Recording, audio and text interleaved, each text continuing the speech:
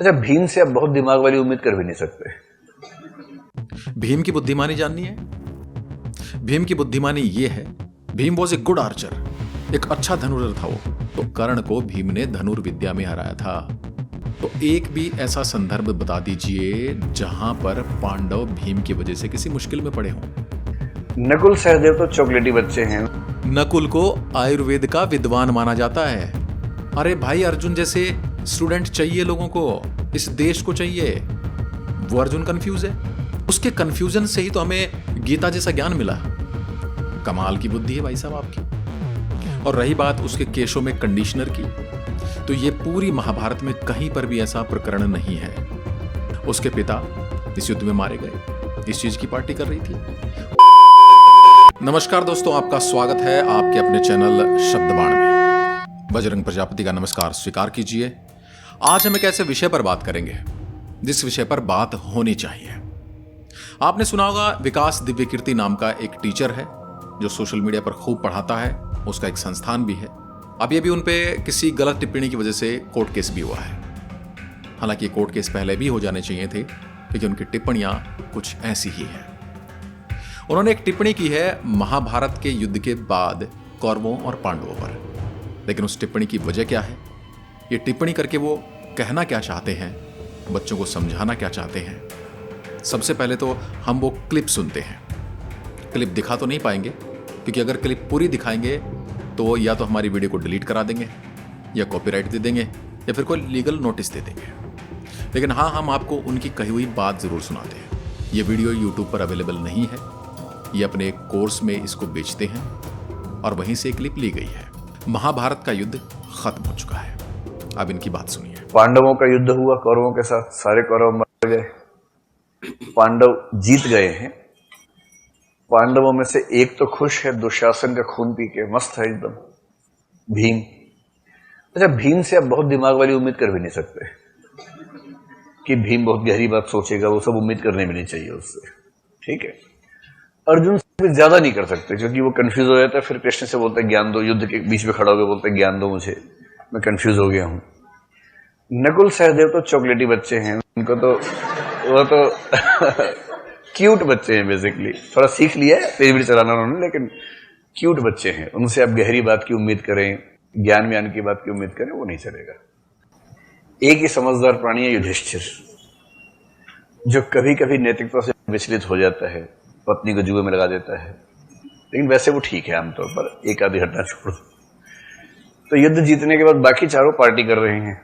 Draupadi party कर रही है, उसको शैम्पू मिल गया अपने बाल धोने के लिए।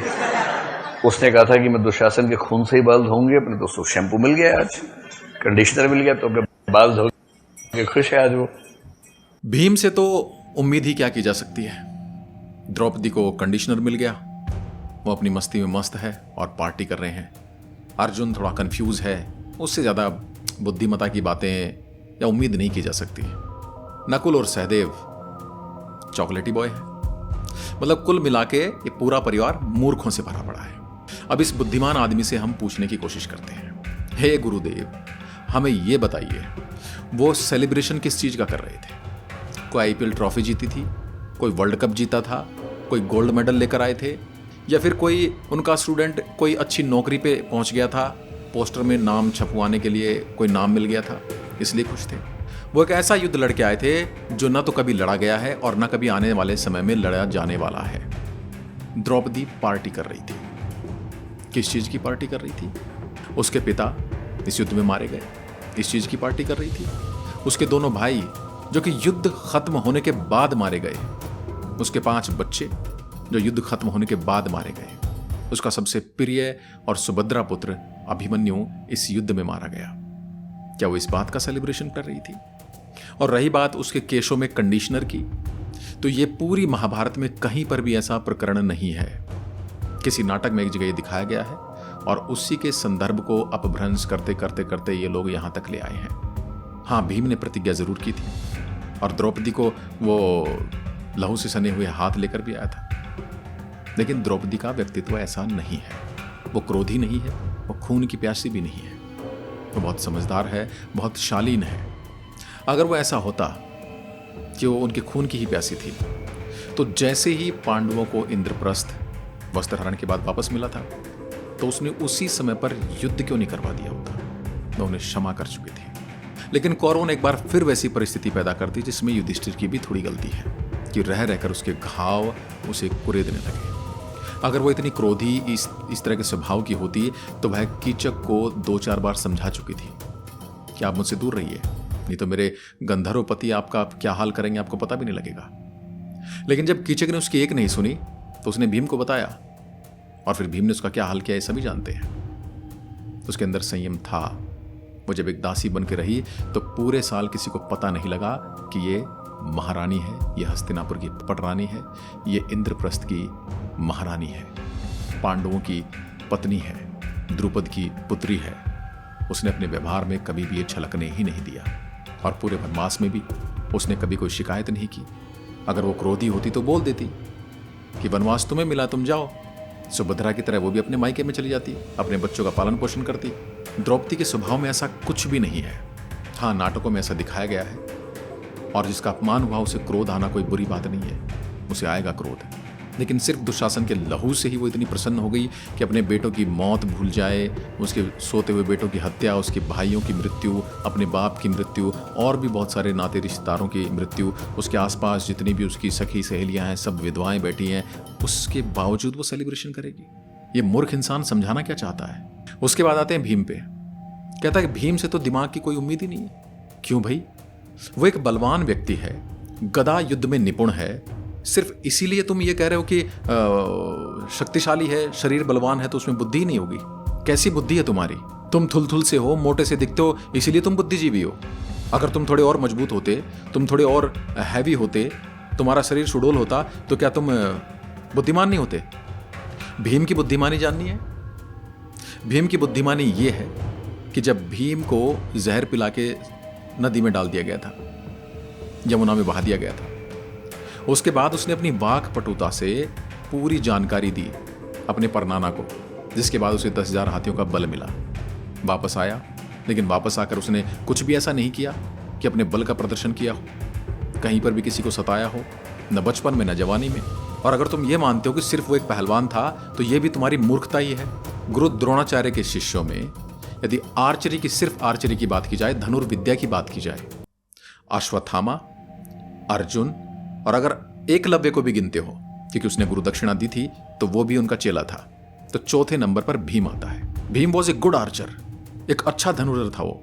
और वो कितना अच्छा धनुर्धर था, इसका यदि आपको प्रमाण चाहिए तो महाभारत के द्रोण पर्व के 14वें दिन का विवरण पढ़िए, जिसमें जयद्रथ वध के दौरान भीम ने कर्ण को कैसे हराया था। धनुर्विद्या में मूर्छित किया था उसे।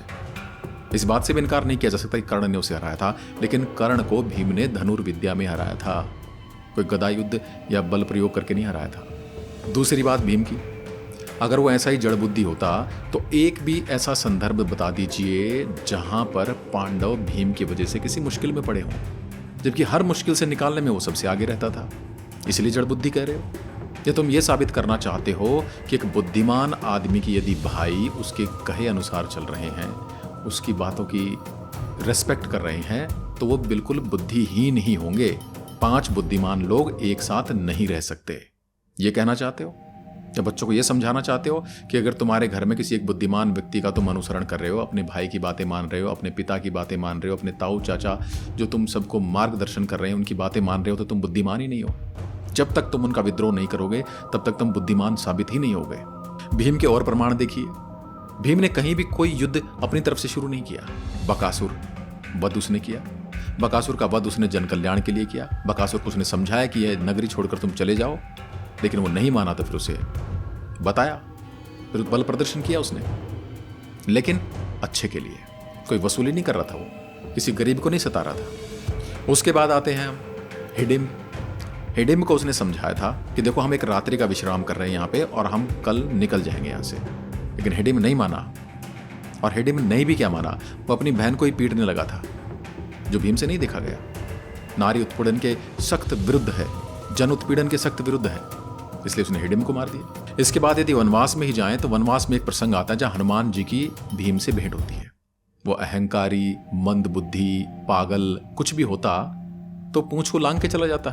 पूंछ को लांग के नहीं गया, उसने हटाने के लिए कहा और हनुमान जी ने कहा कि यार मैं तो बूढ़ा हूं, तुम हटा दो, इतने बलवान हो तो।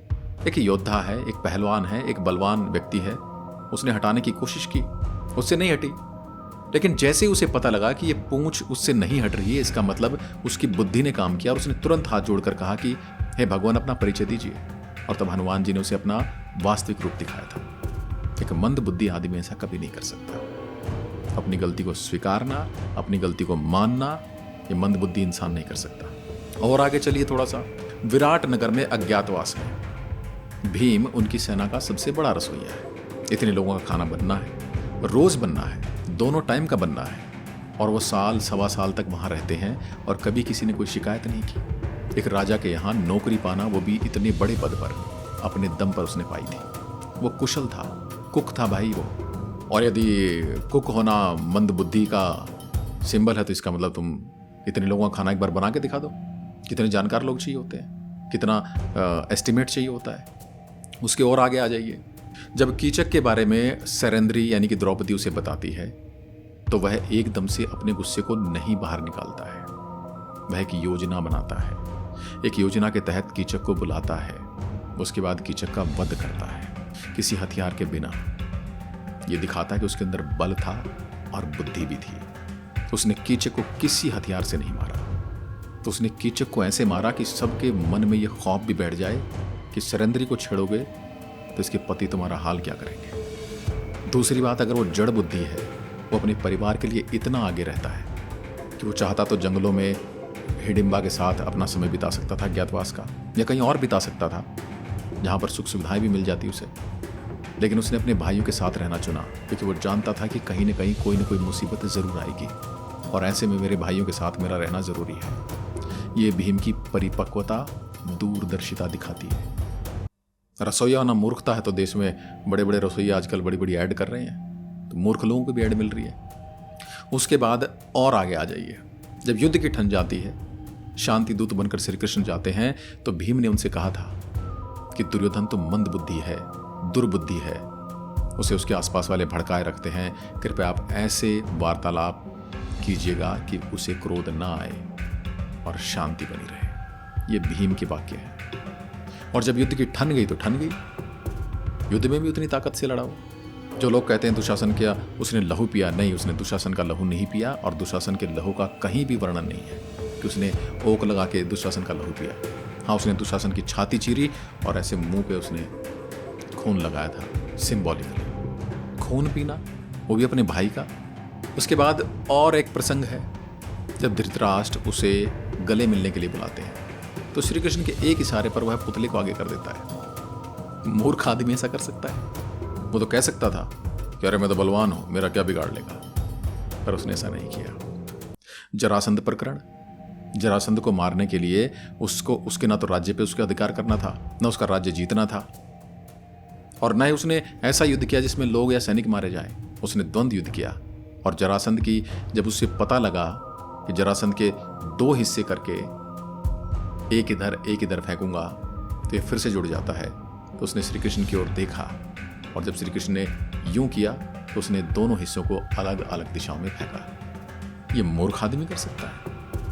दुर्योधन पूरे शरीर को वज्र का बना चुका था, सिर्फ जंगा को छोड़ के। भीम लड़ता रहा, पिटता भी रहा और मारता भी रहा, और अंत तक उसने मार्ग ढूंढ लिया था कि जब तक इसकी जंगा नहीं तोड़ूंगा ये नहीं मरेगा। ये मंद बुद्धि आदमी काम नहीं कर सकता ऐसा। उसके बाद आते हैं अर्जुन पे। मुझे हंसी आती है कि इतने बड़े बड़े, मतलब लोगों को ये लगता है कि हमने कुछ पैसा कमा लिया है, कुछ बड़ा एम्पायर टाइप कुछ खड़ा कर दिया है, तो बस हम जो कहेंगे वही सत्य है। अर्जुन कंफ्यूज है। अरे भाई, अर्जुन जैसे स्टूडेंट चाहिए लोगों को, इस देश को चाहिए। अर्जुन जिसे अपने लक्ष्य के सिवा कुछ दिखाई नहीं देता, उसे पेड़ पर बैठी चिड़िया की सिर्फ आंख दिखाई देती है, वो अर्जुन कंफ्यूज है। वो अर्जुन जब स्वयंवर में मछली की आंख को सीधे भेद देता है, वो अर्जुन कंफ्यूज है। वो अर्जुन जो अपने गुरु से इतने प्रश्न पूछता है कि गुरु परेशान हो जाता है, वो अर्जुन कंफ्यूज है। वो अर्जुन जिसको ये पता था कि 12 या 13 वर्ष के बाद युद्ध हो सकता है और वो दिव्यास्त्रों की खोज में जाता है, स्वर्ग तक पहुंच जाता है। उसे एक अप्सरा उस पर मोहित हो जाती है, तो उस अप्सरा को कहता है कि आप मेरी माता समान हैं, हमारे पूर्वजों में से किसी एक का आपके साथ संबंध रहा है, इसलिए मैं आपको स्वीकार नहीं कर सकता। वो उसे श्राप दे देती है। वो इतना सटीक है, उसको सब पता है कि मेरे को कहाँ क्या करना और क्या नहीं करना है। उसने जीवन में कोई युद्ध नहीं हारा क्योंकि वह फोकस था, एकदम फोकस। और रही बात उसकी कंफ्यूजन की, उसके कंफ्यूजन से ही तो हमें गीता जैसा ज्ञान मिला। एक मंद बुद्धि आदमी इतने प्रश्न कर सकता है जितने उसने किए हैं। भगवान के मुख से उसने सब कुछ उगलवा लिया है। अगर इस ब्रह्मांड में कुछ है तो वो गीता में भी है, गीता से बाहर कुछ नहीं है। इतने प्रश्न पूछने वाला आदमी, कमाल की बुद्धि है भाई साहब आपकी, प्रणाम है आपके गुरुजी को। उसके बाद आ जाते हैं नकुल पे। क्यूट बॉय, चॉकलेटी बॉय, बस थोड़ा बहुत तलवार वलवार चलाना सीख लिया है और इनसे तो क्या ही उम्मीद करनी, बच्चे हैं तो। नकुल को आयुर्वेद का विद्वान माना जाता है और आयुर्वेद का ज्ञाता सिर्फ इंसानों के लिए ही नहीं बल्कि पशुओं के लिए भी था। उसे घोड़ों के इलाज और प्रजनन संबंधी बहुत सारा ज्ञान था, जिसके दम पर उसे राजा विराट के यहां नौकरी भी मिली। दक्ष था वो, पीएचडी था वो आयुर्वेद में, डॉक्टरेट था वो उस समय का, और दूर दूर तक लोग जानते थे उसके ज्ञान के बारे में। वो सबसे सुंदर था, वो बहुत बड़ा तलवारबाज था, उसे घोड़े पर तलवार चलाने में महारत हासिल थी। इसके अलावा उसे सारथी बनने का भी बड़ा शौक था। वो अक्सर रथ चलाया करता था और उससे बड़ी बात, उसे जानवरों से संवाद करने की विद्या मालूम थी। वो जानवरों की भाषाएं समझता था, जानवरों के जेस्चर समझता था, जानवरों की साइकोलॉजी समझता था। यह गुण था नकुल के अंदर। इसके अलावा वो महारथी था, महारथी जो एक अक्षौहिणी सेना से अधिक की सेना को कमांड करता है, या उसको संभाल सकता है, या उसके साथ योजनाएं बना सकता है। महारथी, चॉकलेटी बॉय नहीं था वो। उसके बाद आ जाइए सहदेव पे। सहदेव ज्योतिष शास्त्र का बहुत बड़ा ज्ञाता, ग्रह नक्षत्रों का ज्ञान था उसे, भविष्यवाणियां किया करता था। तो जंगलों में घूमते हुए जब कहीं जल स्रोत की ढूंढने की बारी आती थी तो सहदेव से ही इंस्ट्रक्शन ली जाती थी कि कहां पर पानी मिल सकता है, कहां पर अच्छा पानी मिल सकता है। वह जंगलों में जल स्रोतों को ढूंढना या फिर जमीन में कुआं खोदकर जल निकालने जैसी विद्याओं का भी ज्ञाता था। पांडव जितने भी उनके जीवन से जुड़े हुए बड़े बड़े डिस्कशन या फिर बड़े बड़े मुद्दे होते थे, उसमें सहदेव की प्रतिक्रिया बहुत ज्यादा होती थी। सहदेव को विदुर और भीष्म तक ज्ञानी मानते थे, उससे राय ली जाती थी। जब खांडव प्रस्थ को इंद्रप्रस्थ बना गया तो सहदेव ने उन्हें जगह सुझाई थी जहां पर जल की कमी नहीं होगी, जहां पर पैदावार अच्छी होगी। ये सब उसने अपनी कुंडली और ग्रह नक्षत्रों के ज्ञान के दम पर बताई थी, और उसे इस बात का कहीं घमंड नहीं था। और सबसे बड़ी बात, वह पांडवों में सबसे ज्यादा वाक्पटु था, यानी वार्तालाप करने की ज्ञान सबसे ज्यादा था, उसमें युधिष्ठिर से भी ज्यादा था। जब भी पांडव को योजना बनाते या किसी भी तरह का उनके घर में कोई भी डिस्कशन होता तो नकुल और सहदेव उसमें बराबर के भागीदार थे। और सहदेव अगेन एक महारथी था, तलवार उसका प्रिय हथियार था, लेकिन इसके अलावा भी उसे बहुत सारे हथियार चलाने आते थे। अब आप ये समझिए कि ये ऐसा लोगों को बताकर संदेश क्या देना चाहते हैं। ये सो कॉल्ड गुरु जी संदेश ये देना चाहते हैं कि तुम्हारे जितने भी आइडियल्स हैं, जिन्हें तुम मानते हैं, वो तो हैं सब बेकार, तुम नए आइडियल्स बनाओ। और नए आइडियल कौन है? या तो ये खुद, या फिर वो औरंगजेब, उसने जजिया हटा दिया था, अकबर ने तो ये नहीं किया था, शाहजहां ऐसा था, खिलजी तो बहुत अच्छा था, उसने कई नीतियां लाई, उसने रोड बनवाए, दोनों तरफ वृक्ष लगवाए। बस यही कहानियां समझाते रहो और बताते रहो। इस देश में बहुत साधारण दिखने वाले लोगों ने देश को बहुत ज़्यादा बेवकूफ़ बनाया है। एक दिल्ली में आया था, दिल्ली को लंदन बनाने। एक ये भाई साहब, इस देश को इतना तो अंग्रेज़ों ने नहीं लूटा जितना इन्होंने ये ऊंची नीची कमीज़ें पहन के लूट लिया है। अब बहुत सारे लोग इनके समर्थक होंगे, उनका मन करे तो मेरी बातों का जवाब दे सकते हैं कमेंट में, और जो लोग मेरी बातों से सहमत हैं वो अपनी सहमति भी दिखाएं। आज की वीडियो में बस इतना ही। जय हिंद, जय भारत।